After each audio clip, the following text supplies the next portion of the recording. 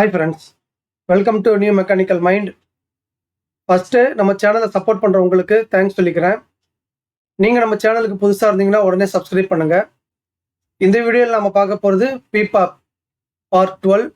Part 11 பார்க்காதவங்க மேலே வர லிங்கை கிளிக் பண்ணி பார்த்துட்டு வாங்க, அப்போ தான் ரொம்ப நல்லா புரியும். பிபாப் சீரீஸில் நம்ம பார்த்துட்டு இருக்கிறது சம்மரி ஆஃப் பிபாப் எலமெண்ட்ஸ். போன பார்ட்டில் record of material and performance test results பற்றி பார்த்தோம். What is material test? Purpose of material test? What is material test report? What is performance test? Types of performance test? What is performance test report? Example for material and performance test report.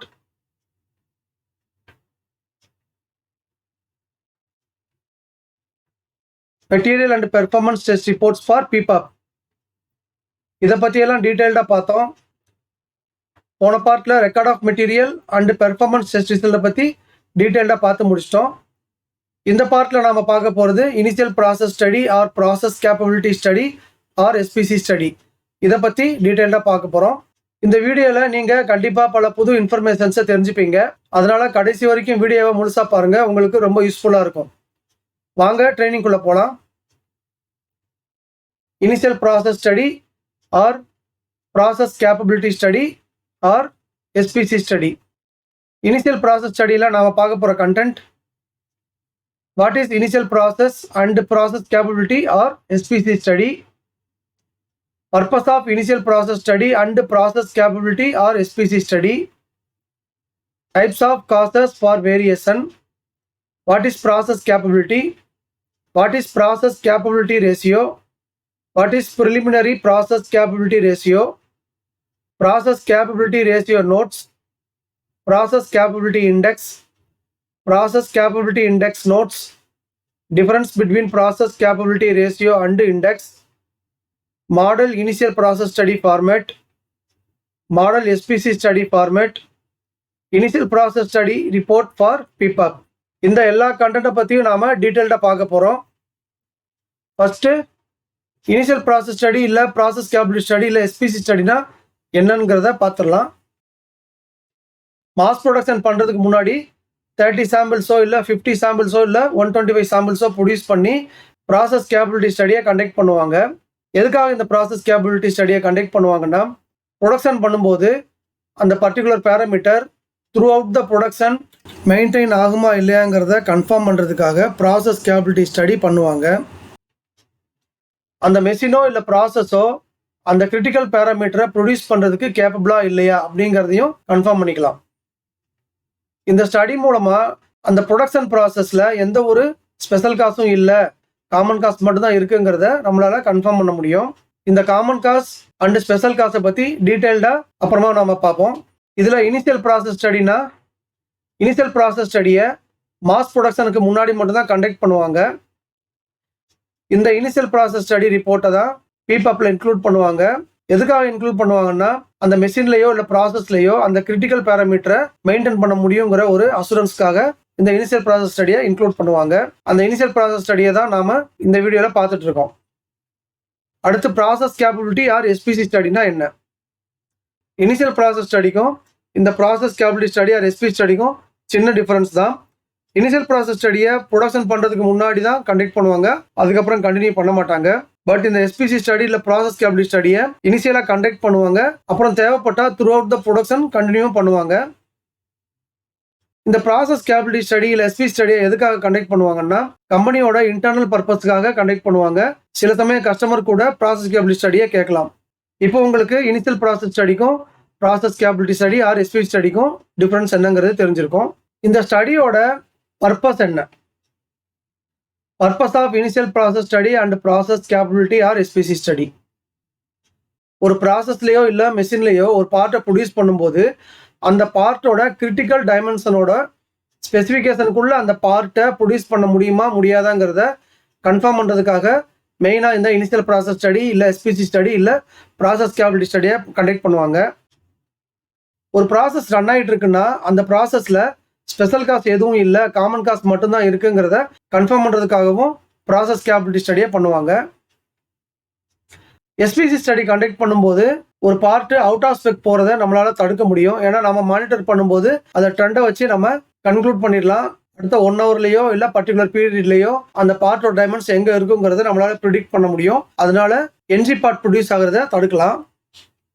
Sometimes NG part நம்ம produce பண்ணிட்டோம்னா அதனால production loss ஆகிடும். அந்த production லாஸை தடுக்கிறதுக்காகவும் production லாஸை eliminate பண்ணிட்டோம்னா கம்பெனியோட productivity ஆட்டோமேட்டிக்காக இன்க்ரீஸ் ஆகிடும்.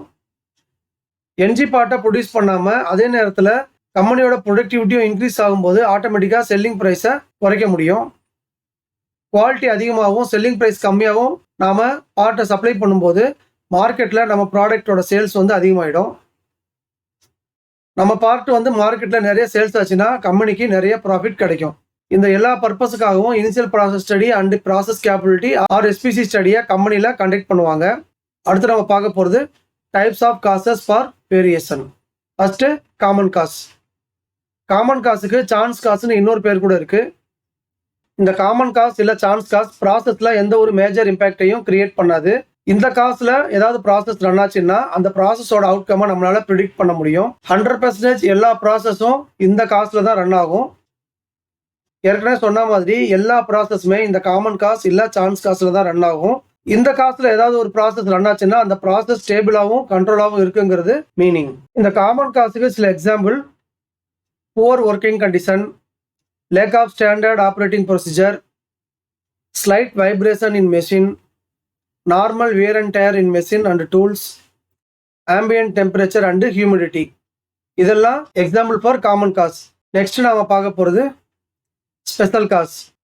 ஸ்பெஷல் காசை அசைனபிள் காசுன்னு சொல்லுவாங்க. இந்த ஸ்பெஷல் காஸ் இல்லை அசைனபிள் காஸ் வந்து ப்ராசஸை அஃபெக்ட் பண்ணி மேஜர் வேரியேஷனை கிரியேட் பண்ணும். இந்த ஸ்பெஷல் காஸ்ட்னால வர்ற வேரியேஷன்னால ப்ராடக்டோட பேராமீட்டர் அதாவது சைஸ் வந்து அவுட் ஆஃப் கண்ட்ரோல் லிமிட் போகிறதுக்கு நிறைய சான்ஸ் இருக்கு. ஒரு ப்ராசஸில் ஸ்பெஷல் காசு இருந்துச்சுன்னா அதோட அவுட்கம்மை நம்மளால ப்ரிடிக்ட் பண்ண முடியாது. நாம ஒன்று ப்ரிடிக்ட் பண்ணுவோம், ஆனால் ஆக்சுவலில் வேற மாதிரி அது பிஹேவ் பண்ணும்.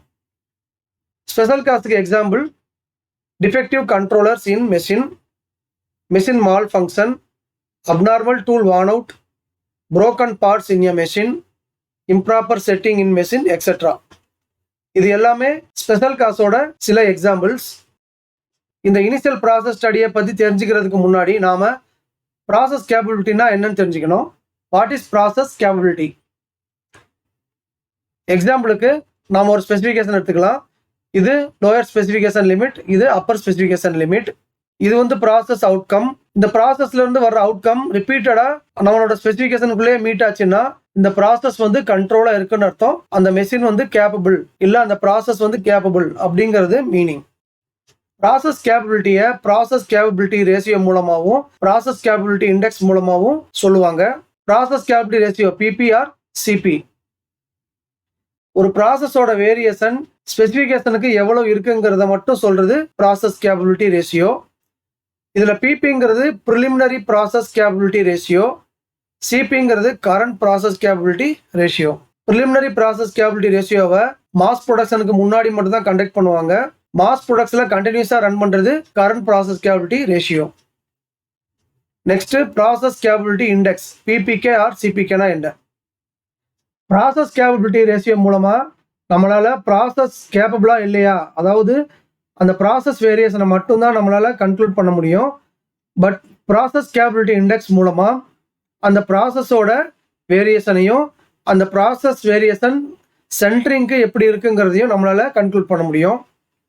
PBK means preliminary process capability index, CPK means current process capability index. இந்த பிபிகேவையும் மாஸ் ப்ரொடக்ஷன் பண்றதுக்கு முன்னாடி கண்டக்ட் பண்ணுவாங்க. மாஸ் ப்ரொடக்ஷன்ல கண்டக்ட் பண்றத சிபிகே அப்படின்னு சொல்லுவாங்க. இப்போ உங்களுக்கு பிபிக்கும் சிபிக்கும் பிபிகேவுக்கும் சிபிகேவுக்கும் டிஃபரன்ஸ் தெரிஞ்சிருக்கும். நெக்ஸ்ட் நாம ப்ராசஸ் கேப்பபிலிட்டி ரேஷியோ பத்தி பார்க்க போறோம். இதை ஒரு எக்ஸாம்பிள் மூலமா நாம பார்க்க போறோம். இதை ஒரு லோயர் ஸ்பெசிஃபிகேஷன் லிமிட்டா எடுத்துக்கலாம், இதை ஒரு அப்பர் ஸ்பெசிஃபிகேஷன் லிமிட்டா எடுத்துக்கலாம். இது டாலரன்ஸ் அதாவது ஸ்பெசிஃபிகேஷன், இது ப்ராசஸ் வேரியேஷன். ப்ராசஸ் வேரியேஷன்ல அந்த வேரியேஷன் சென்டரிங் பாயிண்ட்ல இருந்து லெஃப்ட் சைடு 3 சிக்மா போகும், ரைட் சைடு 3 சிக்மா போகும். இதை 6 சிக்மான்னு வச்சுக்கலாம். அதாவது இதுதான் ப்ராசஸ் வேரியேஷன்.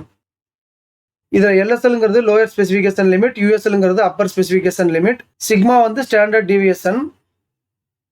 பிபிஆர் சிபியோட formula tolerance by process variation.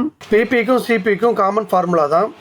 Preliminary process capability ரேஷியோவுக்கு USL minus LSL divided by 6 sigma P. Current process capability ரேஷியோவுக்கு USL minus LSL divided by 6 sigma C.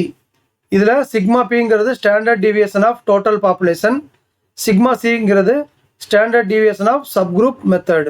முதல்ல preliminary process capability ரேஷியோவை பார்க்கலாம். Preliminary process capability ratio PP is equal to USL minus LSL divided by 6 sigma P. இந்த ஃபார்முலாவை நம்ம ஏற்கனவே பார்த்தோம். இதில் இந்த சிக்மா பியோட formula root of summation of i is equal to 1 to n xi minus X bar whole square divided by n minus 1. இந்த ஃபார்முலாவை தான் சிக்மா பிக்கு எடுத்துக்கணும். இதில் xiங்கிறது ஆக்சுவல் ரீடிங், இதில் X bar is equal to X double bar is equal to average of actual reading.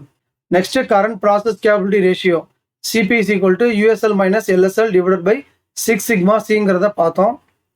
Sigma சியோட formula R bar by D2. இந்த ஃபார்முலாவை தான் சிக்மாவுக்காக கரண்ட் ப்ராசஸ் கேப்பபிலிட்டியை கண்டக்ட் பண்ணும்போது யூஸ் பண்ணணும். இதில் ஆர் பாருங்கிறது average of range of subgroups, D2ங்கிறது a constant value based on subgroup size. இதில் உங்களுக்கு ஏதாவது டவுட் இருந்ததுன்னா கமெண்ட் செக்ஷனில் கமெண்ட் பண்ணுங்கள். இதில் நாம் இந்த ப்ரிலிமினரி ப்ராசஸ் கேப்பபிலிட்டி ரேஷியோ பற்றி மட்டும் தான் பார்க்க போகிறோம். கரண்ட் ப்ராசஸ் கேப்பபிலிட்டி ரேஷியோ பற்றியும் டீட்டெயிலாக தெரிஞ்சுக்கணும்னு நினைக்கிறவங்க மேலே ஒரு லிங்கை கிளிக் பண்ணி பார்த்துட்டு வாங்க. நம்ம சேனலில் எஸ்பிசி ஸ்டடி பற்றி டீட்டெயில்டாக பார்த்துருக்கோம், அங்கே போய் நீங்கள் டீட்டெயிலாக தெரிஞ்சுக்கலாம். ப்ரிலிமினரி ப்ராசஸ் கேப்பபிலிட்டி ரேஷியோ பிபியோட ஃபார்முலா நமக்கு ஏற்கனவே தெரியும். இந்த ஃபார்முலாவை இப்போ ஒர்க் அவுட் பண்ண போகிறோம். எக்ஸாம்பிளுக்கு ஒரு 6 ரீடிங் நாம் எடுத்துக்கலாம். அந்த ரீடிங்கோட ஆவரேஜ் 9.99, இதோட யூஎஸ்எல் 10.10, எல்எஸ்எல் 9.90ங்கிறத அசியூம் பண்ணிக்கலாம். x1, x2, x3, x4, x5, x6 இதோட இண்டிவிஜுவல் வேல்யூ. இது எக்ஸ் பார் அதாவது ஆவரேஜ் வந்து 9.99, n வந்து நம்பர் ஆஃப் ரீடிங்ஸ் வந்து 6. அதை நாம் சிக்மா பி ஃபார்முலாவில் அப்ளை பண்ணும்போது இந்த மாதிரி வரும். அதோட வேல்யூ 0.022ங்கிறது வரும். இப்போ வேல்யூவை ஃபார்முலாவில் அப்ளை பண்ணும்போது 10.10 மைனஸ் 9.90 டிவைடட் பை 0.022. இதோட answer PP is equal to 9.09 கிடைக்கும். இதோட மீனிங் வந்து நிறைய பேருக்கு தெரியாமல் இருக்கலாம். அதாவது ப்ராசஸ் கேப்பபிலிட்டி ரேஷியோ 9.09னா என்ன, இதை ஒரு ஹிஸ்டோகிராம் மூலமாக நாம் பார்க்கலாம். எக்ஸாம்பிளுக்கு ஒரு ஸ்பெசிஃபிகேஷன் எடுத்துக்கலாம். இது எல்எஸ்எல், இது யூஎஸ்எல், இதுதான் டாலரன்ஸ். நமக்கு வர ப்ராசஸ் வேரியேஷன் எல்எஸ்எல்லுக்கும் யூஎஸ்எல்லுக்கும் அவுட் ஆஃப் ஸ்பெக் போகுது. இது 6 சிக்மா. நம்ம ஃபார்முலா படி டாலரன்ஸ் பை 6 சிக்மா போட்டோம்னா கண்டிப்பாக 1க்கு கீழே தான் வரும். ஸோ இந்த ப்ராசஸ் வந்து நாட் கேப்பபிள். இதுவே நம்ம ஸ்பெசிஃபிகேஷன் அதிகமாக இருந்ததுன்னா இப்போ ஃபார்முலாவில் அப்ளை பண்ணும்போது டாலரன்ஸ் பை 6 சிக்மான்னு போடும்போது கண்டிப்பாக இது 1க்கு மேலே அதிகமாக வரும். இந்த ப்ராசஸ் வந்து கேப்பபிள். அதாவது பிபி 1ன்னு வந்துச்சுன்னா 100% ஆஃப் டாலரன்ஸில் அந்த ப்ராசஸ் ரன் ஆகுதுன்னு அர்த்தம். பிபி 1.33 வந்ததுன்னா 100% டாலரன்ஸில் 75% ஆஃப் டாலரன்ஸ்குள்ளே தான் அந்த வேரியேஷன் வருது. அதாவது அந்த ப்ராசஸ் வந்து 75% ஆஃப் டாலரன்ஸை மட்டும்தான் யூஸ் பண்ணுதுங்கிறது மீனிங். இதுவே பிபி 1.67 வந்ததுன்னா 60% ஆஃப் டாலரன்ஸ்குள்ளே தான் அந்த ப்ராசஸ் வேரியேஷன் வருது. பிபி 2 வந்துச்சுன்னா 50% ஆஃப் டாலரன்ஸ்குள்ளே தான் அந்த ப்ராசஸ் வேரியேஷன் வருதுங்கிறது மீனிங். ஸோ நமக்கு வந்து பிபி 9.09 அப்படின்னா அப்ராக்சிமேட்டாக 10% இல்லை 11% ஆஃப் டாலரன்ஸ் மட்டும்தான் அந்த ப்ராசஸ் யூஸ் பண்ணுதுங்கிறது மீனிங். இப்போ உங்களுக்கு டீட்டெயிலாக புரிஞ்சிருக்கும். Process capability ratio notes. PP or சிபியோட ஃபார்முலா நமக்கு தெரியும். பிபிஆர் சிபியை நம்மளால் பைலேட்ரல் டைமென்ஷனுக்கு மட்டும்தான் கண்டுபிடிக்க முடியும், யூனிலேட்ரல் டைமென்ஷனுக்கு கண்டுபிடிக்க முடியாது. அது என்னங்கிறத பார்த்துடலாம். பைலேட்ரல் டைமென்ஷன்னா இப்போ ஒரு எக்ஸாம்பிளுக்கு 10 + or - 0.1 ஒரு டைமென்ஷன் எடுக்கிறோம்னா அதில் யூஎஸ்எல் 10.1ன்னு சொல்லலாம், எல்எஸ்எல் 9.9ன்னு சொல்லலாம். ஸோ இது ஒரு பைலேட்ரல் டைமென்ஷன். இன்னொரு விதமாகவும் டைமென்ஷன் சொல்லலாம், 10 + 0.1 அப்படின்னு சொல்லலாம். இதுலேயும் யூஎஸ்எல் 10.10, எல்எஸ்எல் 10.00. இதுவும் ஒரு பைலேட்ரல் டைமென்ஷன் தான். சில சமயம் 10 - 0.1ன்னு சொல்லுவாங்க. இதில் யூஎஸ்எல் 10, எல்எஸ்எல் 9.90. இதுவும் பைலேட்ரல் டைமென்ஷன். பைலேட்ரல் டைமென்ஷன்னா எந்தெந்த டைமென்ஷனுக்கு நம்மளால யூஎஸ்எல்லும் எல்எஸ்எல்லும் சொல்ல முடியுதோ அது எல்லாமே பைலேட்ரல் டைமென்ஷன். யூனிலேட்ரல் டைமென்ஷன்னா 50 நியூட்டன் மேக்ஸ் அப்படின்னு ஏதாவது ஒரு டைமென்ஷன் கொடுத்துருந்தாங்கன்னா அதோட யூஎஸ்எல் வந்து 50, எல்எஸ்எல் வந்து இன்ஃபினிட்டி. இது ஒரு யூனிலேட்ரல் டைமென்ஷன். அதே மாதிரி 50 நியூட்டன் மினிமம் சொல்லியிருந்தாங்கன்னா யூஎஸ்எல் வந்து இன்ஃபினிட்டி, எல்எஸ்எல் வந்து 50. இதுவும் ஒரு யூனிலேட்ரல் டைமென்ஷன். இப்போ பைலேட்ரல் டைமென்ஷனில் யூஎஸ்எல்லும் எல்எஸ்எல்லும் இருக்கிறதுனால நம்மளால் அதை பிபிஆர் சிபி ஃபார்முலாவில் அப்ளை பண்ணி அதை கண்டுபிடிக்க முடியும். பட் யூனிலேட்ரல் டைமென்ஷனில் ஏதாவது ஒன்று தான் இருக்கும், அதனால் ஃபார்முலாவில் அப்ளை பண்ண முடியாது. ஸோ யூனிலேட்ரல் டைமென்ஷனுக்கு பிபிஆர் சிபியை நம்மளால் கால்குலேட் பண்ண முடியாது. நெக்ஸ்ட் நாம் பார்க்க போகிறது process capability index, PPK or CPK. ஒரு ஸ்பெசிஃபிகேஷன் எடுத்துக்கலாம். எல்எஸ்எல், யூஎஸ்எல், இது சென்டர் பாயிண்ட்டு, இது ப்ராசஸ் வேரியேஷன். நமக்கு வர ப்ராசஸ் வேரியேஷன் டாலரன்ஸ்க்கு சென்டராக தான் இருக்குங்கிறத நம்மளால் சொல்ல முடியாது. சம்டைம்ஸ் எல்எஸ்எலுக்கு பக்கத்துலையும் போகலாம், இல்லை சம்டைம்ஸ் யூஎஸ்எலுக்கு பக்கத்துலையும் போகலாம். இதை கன்க்ளூட் பண்ணுறதுக்காக தான் ப்ராசஸ் கேப்பபிலிட்டி இண்டெக்ஸை கால்குலேட் பண்ணுவாங்க. இதில் எல்எஸ்எல்ங்கிறது லோயர் ஸ்பெசிஃபிகேஷன் லிமிட், யூஎஸ்எல்ங்கிறது அப்பர் ஸ்பெசிஃபிகேஷன் லிமிட், சிக்மாங்கிறது ஸ்டாண்டர்ட் டிவியேஷன். இந்த பிபிகே இல்லை சிபிகேவுக்கு வந்து ரெண்டு ஃபார்முலா இருக்குது. First formula PPK or CPK is equal to USL minus X double bar divided by 3 sigma. Second formula PPK or CPK is equal to X double bar minus LSL divided by 3 sigma. இந்த ரெண்டு ஃபார்முலாவிலையும் நாம value apply பண்ணி ரிசல்ட்டை கண்டுபிடிக்கும் போது எந்த formula மூலமா value கம்மியாக வருதோ அந்த வேல்யூவை தான் எடுத்துக்கணும். அதுதான் PPK ஆர் CPK.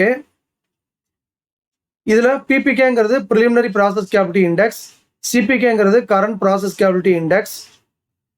இந்த சிக்மா பியை வந்து பிபிகேவை கால்குலேட் பண்ணுறதுக்கு யூஸ் பண்ணணும், சிக்மா சியை சிபிகேவை கண்டுபிடிக்கிறதுக்கு யூஸ் பண்ணணும். அடுத்து நாம் பார்க்க போகிறது process capability index notes. First PPK will be less than or equal to PP, அதாவது PPK will not exceed PP. CPK less than or equal to CP, அதாவது CPK will not exceed CP. பிபியை விட PPK கம்மியாக தான் வரும், இல்லை ஈக்குவலாக வரலாம். அதே மாதிரி சிபியை விட சிபிகே கம்மியாக வரும், இல்லை ஈக்குவலாக வரலாம். பட் இந்த மாதிரி பிபி ஆர் சிபி வந்து 0.5 வந்து பிபிகே ஆர் சிபிகே வந்து 1 கண்டிப்பாக வரவே வராது. இந்த ப்ராசஸ் கேப்பபிலிட்டி இண்டெக்ஸ் பிபிகேவையும் சிபிகேவையும் யூனிலேட்ரல் டைமென்ஷனுக்கும் கண்டுபிடிக்கலாம், பைலேட்ரல் டைமென்ஷனுக்கும் கண்டுபிடிக்கலாம். இதுதான் பிபிகே ஆர் சிபிகேவோட ஃபார்முலா. பைலேட்ரல் டைமென்ஷனை நாம் ஏற்கனவே என்னங்கிறத டீட்டெயிலாக பார்த்துட்டோம். அதாவது யூஎஸ்எல்லையும் சொல்ல முடியும், எல்எஸ்எல்லையும் சொல்ல முடியும். யூனிலேட்ரல் டைமென்ஷனையும் என்னங்கிறத பார்த்துட்டோம். அதாவது எய்தர் யூஎஸ்எல் மட்டும் சொல்ல முடியும், இல்லை எல்எஸ்எல் மட்டும் சொல்ல முடியும். இதில் ரெண்டு ஃபார்முலா இருக்கிறதுனால பைலேட்ரல் டைமென்ஷனுக்கு ரெண்டு ஃபார்முலாவையும் யூஸ் பண்ணி வேல்யூ கண்டுபிடிக்க முடியும். பட் யூனிலேட்ரல் டைமென்ஷனை யூஸ் பண்ணி ஒரு ஃபார்முலாவுக்கும் நம்மளால வேல்யூ கண்டுபிடிக்க முடியும், இன்னொரு ஃபார்முலாவுக்கு கண்டுபிடிக்க முடியாது, ஏன்னா இன்ஃபினிட்டி வந்துடும். பட் இன்ஃபினிட்டி வந்துருச்சுன்னா அந்த வேல்யூ வந்து இன்னொரு வேல்யூவை விட கண்டிப்பாக அதிகமாக தான் இருக்கும். ஸோ எந்த ஃபார்முலாவில் நாம் வேல்யூ அப்ளை பண்ணி கண்டுபிடிக்கிறோமோ அதுதான் கண்டிப்பாக மினிமமாக இருக்கும். இப்போ உங்களுக்கு டீட்டெயில்டாக புரிஞ்சிருக்கும். சில பேருக்கு ப்ராசஸ் கேப்பபிலிட்டி ரேஷியோவுக்கும் ப்ராசஸ் கேப்பபிலிட்டி இண்டெக்ஸுக்கும் டிஃபரன்ஸ் தெரியாது. அந்த டிஃபரன்ஸாக என்னங்கிறத பார்த்துடலாம். Difference between process capability ratio and index. Case 1, இந்த மாதிரி ஒரு ப்ராசஸோட அவுட்கம் வந்துச்சுன்னா இதில் ப்ராசஸ் கேப்பபிலிட்டி ரேஷியோ அப்ராக்சிமேட்டாக 1.67 இருந்துச்சுன்னா ப்ராசஸ் கேப்பபிலிட்டி இண்டெக்ஸும் 1.67 தான் இருக்கும். அதாவது இந்த ப்ராசஸ் வந்து கேப்பபிள். இதை எப்படி கேப்பபிள்னு சொல்கிறோன்னா இந்த ப்ராசஸ் கேப்பபிலிட்டி ரேஷியோ 1.67 வந்திருக்கு, அதனால் இது capable process.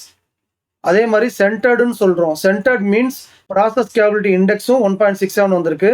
So process capability ரேஷியோவும் ப்ராசஸ் கேப்பபிலிட்டி இண்டெக்ஸும் ஒரே வேல்யூ வந்துச்சுன்னா அந்த ப்ராசஸ் வந்து சென்டரா இருக்குங்கிறத சொல்லிடலாம். பட் கேப்பபிளா இல்லையாங்கிறத ப்ராசஸ் கேப்பபிலிட்டி வச்சு தான் சொல்ல முடியும். கேஸ் 2, ஒரு ப்ராசஸோட அவுட்கம் இந்த மாதிரி இருந்ததுன்னா இதில் பிபிஆர் சிபி கண்டிப்பாக ஒன்று தான் இருக்கும். நாம் ஏற்கனவே சொல்லியிருக்கோம் 100% டாலரன்ஸ் யூஸ் பண்ணிச்சுன்னா பிபிஆர் சிபி கண்டிப்பாக ஒன்று தான் வரும். இதில் ப்ராசஸ் கேப்பபிலிட்டி இண்டெக்ஸ் வந்து 1 வந்திருக்கு. இந்த ப்ராசஸ் வந்து நாட் கேப்பபிள், ஏன்னா 1.67க்கும் கம்மியாக இருக்குது, அதனால இந்த ப்ராசஸ் வந்து நாட் கேப்பபிள். பட் சென்டர்டு, எப்படி சென்டர்ட்னா இந்த ப்ராசஸ் கேப்பபிலிட்டி ரேஷியோவும் ப்ராசஸ் கேப்பபிலிட்டி இண்டெக்ஸ் ரேஷியோவும் ஈக்குவலாக வந்திருக்கு. ஸோ இந்த ப்ராசஸ் வந்து centred but not capable process. Case 3ல இதில் ப்ராசஸ் கேப்பபிலிட்டி ரேஷியோ 1.67 வந்திருக்கு. அதாவது ப்ராசஸ் வேரியேஷன் கம்மியாக இருக்குது, ஆனால் சென்ட்ரிங்ல இருந்து இந்த ப்ராசஸ் வேரியேஷன் தள்ளி இருக்கிறதுனால அதோட ப்ராசஸ் கேபிலிட்டி இண்டெக்ஸ் வந்து கம்மியாக வந்திருக்கு, அதாவது 0.5 வந்திருக்கு. இந்த ப்ராசஸ் வந்து கேபபிள் ப்ராசஸ் தான், பட் நாட் சென்டர்டு. கேஸ் 4, இந்த கேஸில் ரைட் சைடு ப்ராசஸ் வேரியேஷன் சொல்லியிருக்கு, பட் எல்எஸ்எல் சைடும் இந்த மாதிரி ப்ராசஸ் வேரியேஷன் வரலாம். எக்ஸாம்பிளுக்கு இந்த யூஎஸ்எல் சைடு எடுத்திருக்கு. இதில் பிபிஆர் சிபி வந்து கண்டிப்பாக லெஸ் தேன் 1 இருக்கும். எப்படின்னா டாலரன்ஸ் பை 6 சிக்மா போடும்போது இந்த டாலரன்ஸை விட இது கண்டிப்பாக கொஞ்சம் அதிகமாக இருக்கலாம். அந்த மாதிரி டைமில் இந்த ப்ராசஸ் வந்து கேபபிள் கிடையாது. அதே மாதிரி PPK or CPK less than 1 போயிடுச்சு, அதனால இந்த ப்ராசஸ் வந்து சென்டரும் கிடையாது. ஸோ இந்த process not capable, not centred. இப்போ உங்களுக்கு ப்ராசஸ் கேபிலிட்டி ரேஷியோனா என்ன, ப்ராசஸ் கேபிலிட்டி இண்டெக்ஸ்னா என்னங்கிறது டீட்டெயிலாக தெரிஞ்சிருக்கும். இப்போ ஒரு மாடல் இனிஷியல் ப்ராசஸ் ஸ்டடி ஃபார்மேட்டை பற்றி பார்க்க போகிறோம். இது ஒரு model initial process study format. இந்த ஃபார்மேட்டோட டவுன்லோட் லிங்கை இந்த வீடியோக்கு கீழே டிஸ்கிரிப்ஷனில் கொடுத்துருக்கேன். தேவைப்படுறவங்க டவுன்லோட் பண்ணி யூஸ் பண்ணிக்கோங்க. இதில் உங்கள் கம்பெனியோட லோகோவை தேவைப்பட்டால் இந்த இடத்துல ஆட் பண்ணிக்கோங்க. இந்த இடத்துல வந்து யார் ஸ்டடியை கண்டக்ட் பண்ணாங்க, யார் அப்ரூவ் பண்ணாங்கிறத அப்டேட் பண்ணணும். இந்த ஃபார்மேட்டை பிரிண்ட் ப்ரிவியூவில் போனால் இந்த மாதிரி வரும். பிரிண்ட் ப்ரிவியூவில் ஃபுட்டர் ஆப்ஷனில் போய் இந்த இடத்துல உங்கள் கம்பெனிக்கு தேவையான ஃபார்மேட் நம்பரை அப்டேட் பண்ணி வச்சுக்கோங்க. இந்த ஃபார்மேட்டை எப்படி ஃபில்அப் பண்ணணுங்கிறத நாம் ஸ்டெப் பை ஸ்டெப்பாக பார்க்க போகிறோம். இந்த இடத்துல அந்த இனிஷியல் ப்ராசஸ் ஸ்டடியை என்னைக்கு கண்டக்ட் பண்ணுறோமோ அந்த டேட்டா ஃபில் பண்ணணும். இந்த இடத்துல அந்த part name, part number, process, machine, sample size அதை ஃபில் பண்ணணும்.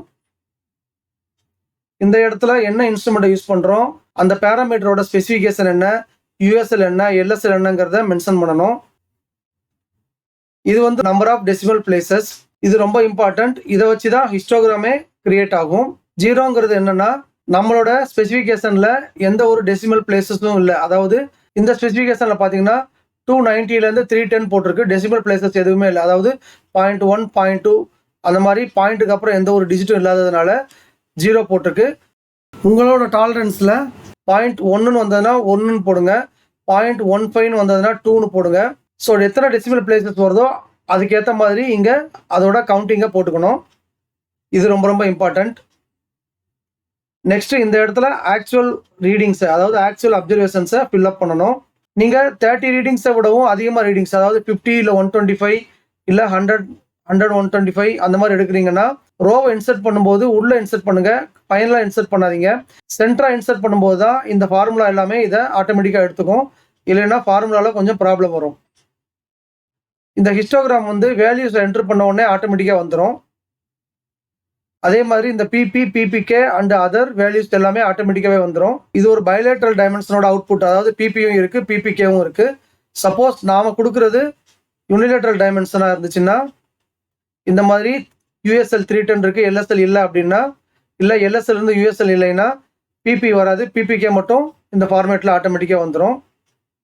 நெக்ஸ்ட்டு பிபிகேவை பேஸ் பண்ணி ப்ராசஸோட கேப்பபிலிட்டி ஆட்டோமேட்டிக்காக வந்துடும். ஓகேனா ப்ராசஸ் இஸ் கேப்பபிள்னு வந்துடும். சப்போஸ் நாட் ஓகேனா ப்ராசஸ் இஸ் நாட் கேப்பபிள்னு ஆட்டோமேட்டிக்காகவே வந்துடும். இது ஒரு எக்ஸாம்பிள் ஃபார் இனிஷியல் ப்ராசஸ் ஸ்டடியோட ஃபார்மேட்டு.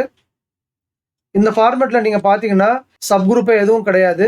ஸோ இதில் வந்து நாம் ஏற்கனவே சொன்ன மாதிரி சிக்மாவோட formula sigma P is equal to root of summation of i is equal to 1 to n xi minus X bar whole square divided by n minus 1. அந்த formula இதில் அப்ளை ஆகும். இப்போ உங்களுக்கு புரிஞ்சிருக்கும் ஏன் அந்த ஃபார்முலாவை எடுத்தோன்ட்டு. நெக்ஸ்ட் நாங்கள் பார்க்க போகிறது மாடல் எஸ்பிசி ஸ்டடி ஃபார்மேட்டு. இது ஒரு மாடல் எஸ்பிசி ஸ்டடி ஃபார்மேட். இந்த ஃபார்மேட்டோட டவுன்லோட் லிங்கையும் இந்த வீடியோக்கு கீழே டிஸ்கிரிப்ஷனில் கொடுத்துருக்கேன். தேவைப்படுறவங்க டவுன்லோட் பண்ணி யூஸ் பண்ணிக்கோங்க. இந்த ஃபார்மேட்டில் கிரே கலரில் ஹைலைட் பண்ணியிருக்கிற இடத்துல மட்டும் டீட்டெயில்ஸ் அப்டேட் பண்ணால் போதும். மற்ற எல்லா டீட்டெயிலும் ஆட்டோமேட்டிக்காகவே அதுவே வந்துடும். அதாவது histogram, X bar and R chart எல்லாமே டீட்டெயில்டாக வந்துடும். எக்ஸ்பார் சார்ட்டில் மட்டும் இந்த ஆக்சிஸ் வேல்யூவை கொஞ்சம் செக் பண்ணிக்கோங்க. சப்போஸ் கிராஃப் வரலைன்னா ஆக்சிஸ் வேல்யூவை மாற்றி பாருங்கள், கிராஃப் வந்துடும். இந்த ஃபார்மேட்டில் டேட் அண்ட் டைம் மென்ஷன் ஆகிருக்கு. ஸோ ஒரே டேட்டில் 2-3 ரீடிங் எடுத்தால் அந்த டேட்டை மென்ஷன் பண்ணி டைம் போட்டுக்கணும். வேறு டேட்டில் ரீடிங் எடுத்தோம்னா அந்த டேட்டை மென்ஷன் பண்ணி அந்த டைமையும் போட்டுக்கணும். இது வந்து சப் குரூப் மெத்தட். இந்த சப் குரூப் மெத்தடில் சிக்மா சியோட formula R bar by D2. R பாருங்கிறது இந்த ஒவ்வொரு சப் குரூப்லையும் வர்ற மினிமம் அண்ட் மேக்ஸிமம் வேல்யூக்கு வர்ற ரேஞ்சோட ஓவரால் ஆவரேஜ் தான் ஆர் பார். D2ங்கிறது நாம் எடுக்கிற சப் குரூப் சைஸை வச்சு அந்த D2 வேல்யூ எடுத்துக்கணும். இதில் சப் குரூப் 5ங்கிறதுனால D2 வேல்யூ 2.326. ஆர் பார் வந்து 4.2 வந்திருக்கு. 4.2 பை 2.326 போடும்போது ஒரு வேல்யூ கிடைக்கும். அதுதான் சிக்மா சியோட வேல்யூ. நிறைய பேர் இந்த சப் குரூப் ஸ்டடி மெத்தட் ஃபார்மேட்டையே இனிஷியல் ப்ராசஸ் ஸ்டடிக்கும் யூஸ் பண்ணுவாங்க. பட் அப்படி யூஸ் பண்ணக்கூடாது. ஃபைனலாக நாம பார்க்க போகிறது initial process study report for PPAP. டிராயிங்ல சொல்லியிருக்கிற ஒவ்வொரு கிரிட்டிக்கல் பேராமீட்டருக்கும் இனிஷியல் ப்ராசஸ் கேபிலிட்டி ஸ்டடியை கண்டக்ட் பண்ணணும். இந்த இனிஷியல் ப்ராசஸ் கேபிலிட்டி ஸ்டடி ரிப்போர்ட்டை தான் பிபப்ல இன்க்ளூட் பண்ணணும். டிராயிங்ல வந்து 6 கிரிட்டிக்கல் பேராமீட்டர் சொல்லியிருக்குன்னா அந்த 6 கிரிட்டிக்கல் பேராமீட்டருக்கும் initial process capability study report வைக்கணும். இல்லை 10 கிரிட்டிக்கல் பேராமீட்டர் சொல்லியிருக்குன்னா அந்த 10 கிரிட்டிக்கல் பேராமீட்டருக்கும் இனிஷியல் ப்ராசஸ் ஸ்டடியை கண்டக்ட் பண்ணி அந்த ரிப்போர்ட்டை இன்க்ளூட் பண்ணணும். ஸோ டிராயிங்ல எத்தனை கிரிட்டிக்கல் பேராமீட்டர் சொல்லியிருக்கோ அத்தனை கிரிட்டிக்கல் பேராமீட்டருக்கும் இனிஷியல் ப்ராசஸ் கேபிலிட்டி ஸ்டடியை கண்டக்ட் பண்ணி அந்த ரிப்போர்ட்டை பிபப்ல இன்க்ளூட் பண்ணணும். ஓகே ஃப்ரெண்ட்ஸ், இதோட இனிஷியல் ப்ராசஸ் ஸ்டடி வீடியோ முடியுது. இந்த வீடியோ உங்களுக்கு யூஸ்ஃபுல்லாக இருந்திருக்கும்னு நினைக்கிறேன். இந்த வீடியோ உங்களுக்கு பிடிச்சிருந்ததுன்னா லைக் பண்ணுங்க, உங்க ஃப்ரெண்ட்ஸ் எல்லாருக்கும் ஷேர் பண்ணுங்க. உங்க லைக்ஸ் தான் அடுத்த வீடியோவை இமீடியட்டா போறதுக்கு மோட்டிவேஷனா இருக்கும். இது வரைக்கும் நம்ம சேனலை சப்ஸ்கிரைப் பண்ணாதவங்க உடனே சப்ஸ்கிரைப் பண்ணுங்க. கூடவே பெல் ஐக்கான் பட்டனையும் பிரஸ் பண்ணி வச்சுக்கோங்க. அப்பதான் அடுத்த வீடியோ அப்லோட் பண்ணும்போது உங்களுக்கு நோட்டிபிகேஷன்ல உடனே வரும். உங்களுக்கு டவுட்ஸ் இல்லை கமெண்ட்ஸ் ஏதாவது இருந்ததுன்னா அதை கமெண்ட் செக்ஷன்ல போடுங்க. உங்க டவுட்ஸுக்கும் கமெண்ட்ஸுக்கும் இம்பார்ட்டன்ஸ் கொடுத்து கண்டிப்பா ரிப்ளை செய்யப்படும். மறுபடியும் அடுத்த வீடியோல மீட் பண்ணலாம். Thank you.